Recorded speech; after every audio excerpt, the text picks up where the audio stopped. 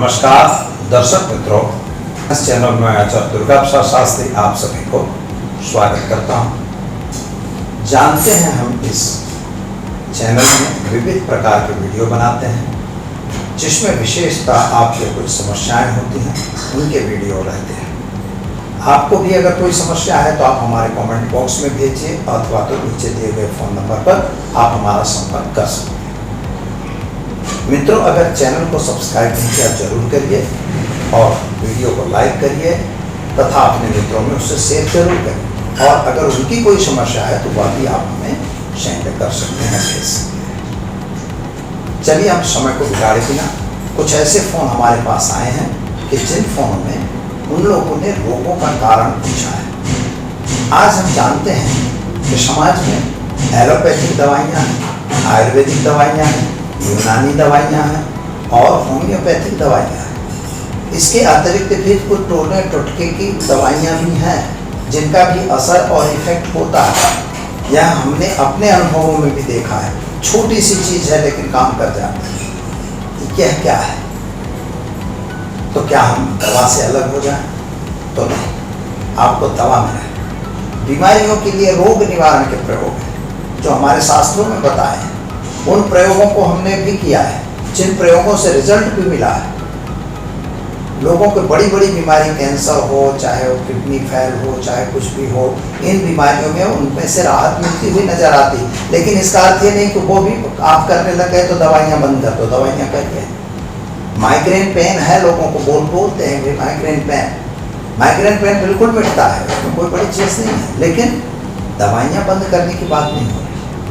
अब यहाँ पर दो समुदाय हैं कि भाई आयुर्वेद वाले कहते हैं भाई रोग को जड़ से मूल से मिटाना है, और आयुर्वेद जो है रोग को मानता है कफ, वात और पित्त, ये तीन कारण हैं। जब त्रिदोष जन या दो दोष, जैसे कफ और पित्त हो गया, कफ और वात हो गया, तो ये दो द्विदोष है।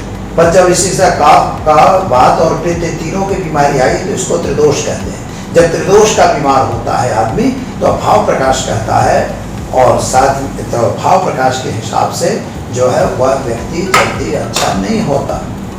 तो यह चीज़ आयुर्वेद कह रहा है। जब हम एलोपैथिक में घुसते हैं तो वो बोलते हैं भाई मैग्नीशियम घट रहा है, पोटेशियम घट रहा है, आपका सोडियम घट रहा है, ये बना वगैरह वगैरह। तो यह चीज़ें उनके यहाँ है। यह वन काइंड ऑफ रसायन है। रसायनों की तो उनकी पूर्ति वो लोग करते हैं। जैसे आयुर्वेद वात पित्त कफ की पूर्ति करता है, ऐसे उनकी दवाइयों में इन चीज़ों की पूर्ति होती है। अब सवाल यह होता है कि अगर उनमें भी ऐसे त्रिदोष अगर हो गए तो नहीं मिटता, फिर मान लीजिए 4-5 चीज़ें अपनी बॉडी में घट गई तो बात खत्म हो गई, फिर नहीं बचता है आगे। ऐसे होम्योपैथिक भी अलग चीज़ देखता है। ऐसे यूनानी पद्धति में भी वात पित्त कफ ही होता है, क्योंकि वह भी एक प्रकार का आयुर्वेद है। तो यह सब चीज़ों को मिला के अगर देखा गया, और वह हर एक दवाइयों की सिस्टम जो है केवल एक है कि आपकी बॉडी में क्या घट रहा है उसे भरना है। अब हम आते हैं अपने ज्योतिष पर, क्योंकि यह प्रोग्राम मित्रों ज्योतिष का है, कोई आयुर्वेद का नहीं है। न हम किसी की मुखालत कर रहे हैं कि भाई आप इस चीज़ को मानिए, लेकिन हम हमारी भाषा से बात कर रहे हैं कि ज्योतिष क्या कहता है। अगर आपको बड़ी बीमारी होनी है तो मित्रों यह कन्फर्म है कि ज्योतिष शास्त्र बता सकता है। सवाल यह है कि वह ज्योतिषी कितना पढ़ा है, ज्योतिषी ने उसमें कितना अभ्यास किया है।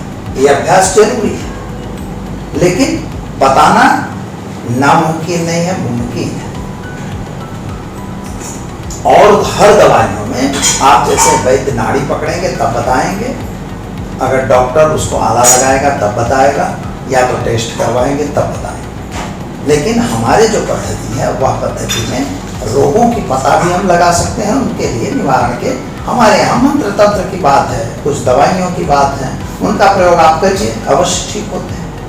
तो यहाँ पर बात हो रही है कि आपको आखिर बीमारी होती क्यों है और कहाँ होगी, यह हम पहले से कैसे बता सकते। तो देखिए, जैसे हमारे यहाँ ग्रह हैं, 9 ग्रहों की बात हो रही है, 9 राशियाँ, 12 राशियाँ, 9 ग्रहों की बात। हम जैसे जानते हैं कि कुंडली में 12 खाने बन जाते हैं, और 12 खानों में पहला खाना लग्न का है, दूसरा द्वितीय भाव, तृतीय भाव, इस तरह से द्वादश भाव तक जाते हैं, वो 12 राशियाँ। अब हमारे पास 9 ग्रह जो हैं उनकी क्या स्थिति है, तो इनमें पहली बात आती है कि बात रोग, जो बात होता है वायु, जिसको कहते हैं हम लोग अर्थाइटिस कहते हैं, वैज्ञानिक लोग उसका अर्थाइट बोले तुम का यार रिप्लेसमेंट करवा दो, बात खत्म करो, आपका अगर करोड़रज्जु खराब है तो उसको खत्म कर दो, निकाल दे, दूसरी डाल दें। भैया ऐसा करने से मतलब ही क्या है? तो फिर रोग थोड़ी मिटा, तुमने तो आदमी को मिटाने की बात कर दी। राहत जरूर होती है दर्द से, लेकिन वो सही नहीं है। तो यह बीमारी क्यों होती है? तो पहले बात है, बात यानी वायु, वायु यानी एयर। एयर का मतलब होता है कि शनि, राहु और केतु ये 3 ग्रह हमारे वात जन्य रोग हैं, वात जन्य रोगों के कारण हैं। अगर शनि, राहु और केतु आपके हैं, अब जहां पर वो बैठे हो, जैसे पहला घर जो है मित्रों, वह क्या है? पहला घर अपना शरीर है, योर सेल्फ है। दूसरा घर जो है वो धन भुवन होता है। धन भुवन भी यानी कि ना अपने बॉडी से भी ना लेना। तो जैसे पहला घर जो है मुख है, दांत है, गला है, यह भाग जो है ये पहला घर कहा जाएगा। दूसरा घर जो है ये आंख का भाग है, राइट हैंड का। लेफ्ट हैंड द्वादश भाव से देखी जाती है, इसको शरीर गिन लेना है। इसके बाद आपको देखना है चौथा घर, तीसरा घर जो है वो कान और गर्दन का भाग आ जाता है और राइट हैंड। इसी तरह से 5वां भाव जो है पेट का भाग होता है राइट हैंड में। ऐसे 6ठा भाव कमर का और उसका भाग होता है, यहाँ का भाग है। 7वां भाव जो है वह आपके गुदा और बाएं दाहिने पैर का भाग है। 8वां भाव जो है उसी तरह से वो 8वां भाव जो है त्रिदोषजन्य जो है वह आपके नाभि और इसका भाग कहा जाता है। 9वां भाव जो है वह आपका मध्य भाग है, पाँव का भाग भी कहा जाएगा। और उसी के साथ से पाद से गुदा के बाएं लेफ्ट हैंड में चले जाना है। 10वां भाव जो है वो लेफ्ट हैंड को पूरा बताता है। और इसी तरह से जो 11वां भाव है वह भी यही पेट के मध्य का भाग आएगा।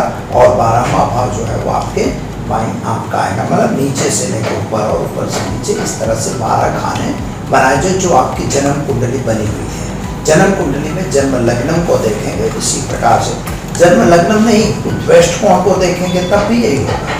अब कोई भी कुंडली में देखेंगे तो प्रमाण यही है और उनकी जगह भी वही है। वहाँ की राशियां बदलती हैं और कुछ नहीं होता। अब राशियों में बदल गए, अब वहाँ पे जो ग्रह हैं, तो जैसे मैंने बताया कि शनि, राहु और केतु को वायुजन्य कहा गया है। तो शनि और राहु और केतु अगर आपके ऊपर के भाग में हैं तो आप समझ लीजिए कि आपको माइग्रेन वगैरह की पीड़ा होनी है, आंख की तकलीफ आपको होनी है। तो यह आपको जानना है। अगर वही चीज आपके यहाँ आ जाती है तो यहाँ पर वही चीज होने वाली है, वायु संबंधी प्रॉब्लम आएगा।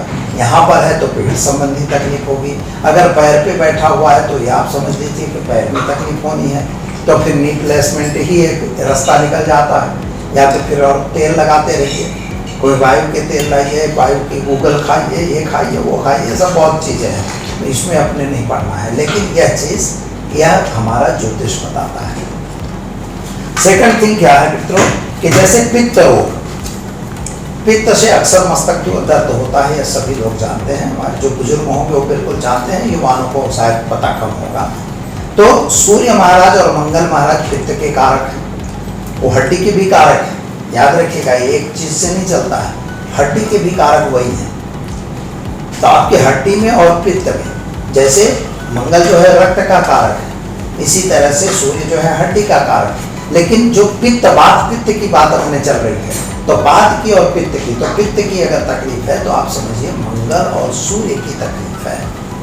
अगर सूर्य महाराज लग्न में बैठे हैं या द्वादश में बैठे हैं या एकादश में हैं तो आंखों की तकलीफ होने वाली है और साथ ही में आपके मस्तक की पीड़ा रहने वाली है। ऐसा आप समझ के चलिएगा। यानी ये बात की रूप के साथ पित्त की बात आ गई। अब पित्त क्या है, तो पित्त क्या है उसके बारे में कभी बताएंगे। लेकिन पित्त सामान्य रूप से जो हमारे अंदर जो रस निकलते हैं, वे रस अगर कम निकलते हैं, किसी भी रस की कमी होती है, जैसे डायबिटीज़ जो है इंसुलिन के रस की कमी है, इसी तरह से हर एक रोगों के पीछे किसी रस की कमी है। यानी हमारे भोजन की तकलीफ है। हम जो आधुनिक भोजन खाते हैं, बर्गर पिज्ज़ा वगैरह खाते रहते हैं और हमेशा तला हुआ खाते हैं, तो वो उसका कारण है।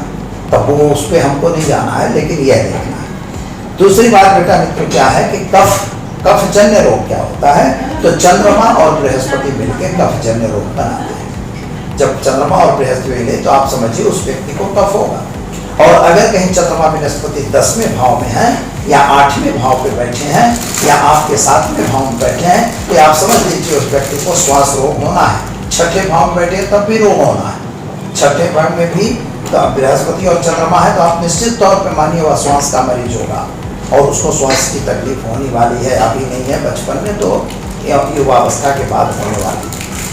वात और कफ दोनों रोग जब होते हैं तो सूर्य और चंद्रमा और शुक्र अगर मिल जाते हैं तो वात और पित्त हो जाता है। ये दोनों की बीमारी होती है। और उसी तरह से त्रिदोष बनता है, जैसे पित्त, वात और कफ, ये तीनों का जब दोष हो तो आप समझिए कि चंद्रमा शुक्र बुध, चंद्रमा बृहस्पति बुध, चंद्रमा शनि बुध, ऐसे अगर ग्रह आ जाएंगे तो आप समझिए कि उस स्थान में त्रिदोष जन्य बीमारी उस व्यक्ति को लागू पड़ेगी। यह तो हुई बीमारी ग्रहों की वजह से।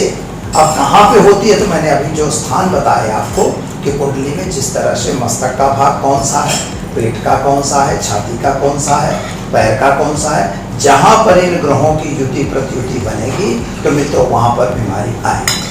अब यहीं से आपको संतोष नहीं लेना है, क्योंकि लग्न कुंडली के अंदर 6th हाउस को हम रोग का घर कहते हैं, उसे कर्जा का घर भी कहते हैं और उसे हम मतलब मौसाल को भी उसी से देखते हैं। लेकिन अब हम जाएंगे त्रिशांश कुंडली पे। जब ग्रह की कुंडली में त्रिशांश में जाएंगे, वहाँ अगर यही स्थिति बनती है, उस पर से आपको एग्जैक्ट निर्णय ले सकते हैं कि इस व्यक्ति को किस प्रकार की बीमारी होगी। जैसे केतु के साथ अगर शनि और केतु और बुध हो गए हैं, समझिए कि कैंसर की गांठ बनने वाली है। कहाँ पर है, वहीं स्थिति वहीं पर निर्माण होने वाली है, ऐसा ज्योतिष बताता है। तो हमें यह ध्यान रख के काम करना चाहिए। पहले से ही ज्योतिष का निवारण करवाना चाहिए, उनके मंत्रों का जाप करवाना चाहिए। अगर आप रोग से ग्रस्त हैं, अगर आयु कम है, तो महामृत्युंजय मंत्र होता है, उसका मंत्र का अनुष्ठान करवाना पड़ता है।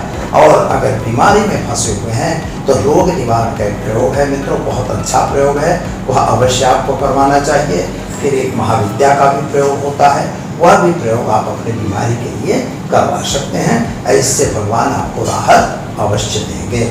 तो मित्रों, वीडियो कैसा लगा आप लाइक करना न भूलिए, इसे शेयर भी करिए और अपनी कमेंट हमें कमेंट बॉक्स में जरूर भेजिए।